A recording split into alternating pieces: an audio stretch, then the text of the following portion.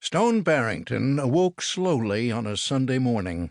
The evening before had been spent with his good friend Dino Bichetti, and had involved good beef, good wine, and various spirits before and after dinner. Stone was alone in his bed, which was not his preference. He was alone in his house, too.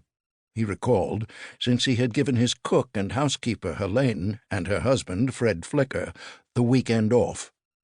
There was, he remembered, a housemaid stationed in the kitchen to meet his culinary needs. He picked up the phone and dialed an extension. "Yes, sir," an accented voice responded. "This is Julia." Julia was Greek, being one of a number of Helene's nieces who occasionally landed in his employ. "Breakfast," he said huskily. "Your usual, sir?" she asked. "Yes, thank you."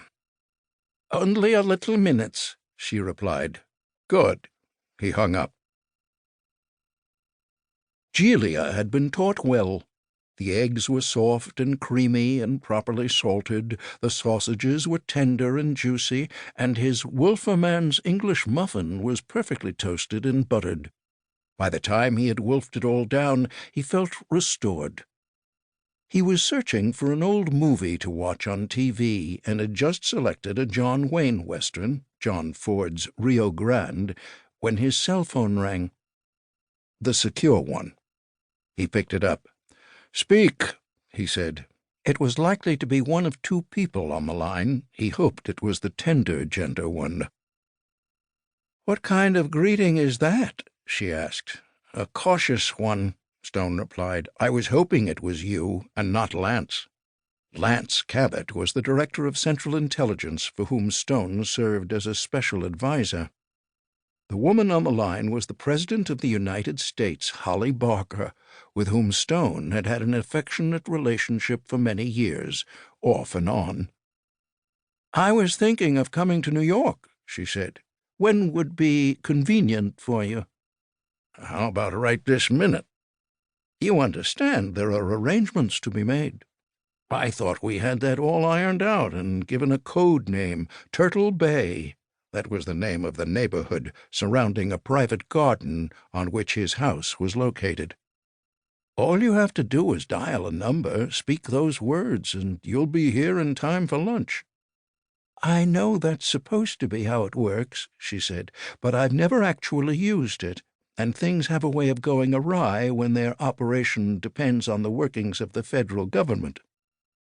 "Oh, ye of little faith," Stone said reprovingly.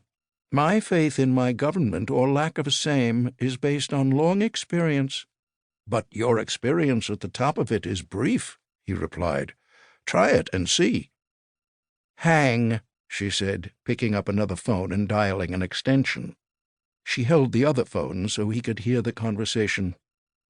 "Yes, Madam President," a male voice said after a single ring. "Execute Turtle Bay," she said. "Your helicopter will arrive in 30 minutes, he replied.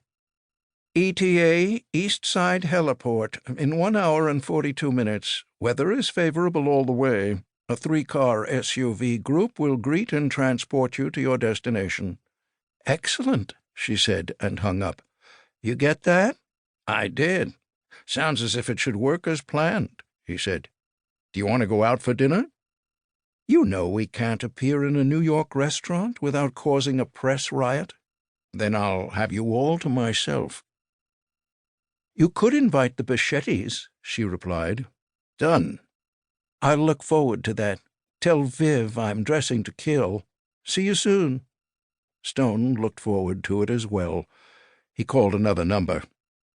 "Bichetti," a gruff voice replied. "Which one?" "The one who didn't have to go through menopause." "Holly's on her way. Dinner here this evening?" "Viv will want to know what we're wearing." "You and I are wearing tuxedos. Tell Viv to let her imagination run wild." "I can't do that. It would mean an all-afternoon shopping trip and a big dent in her credit card." "C'est la guerre, pal. 6:30 for drinks." He hung up.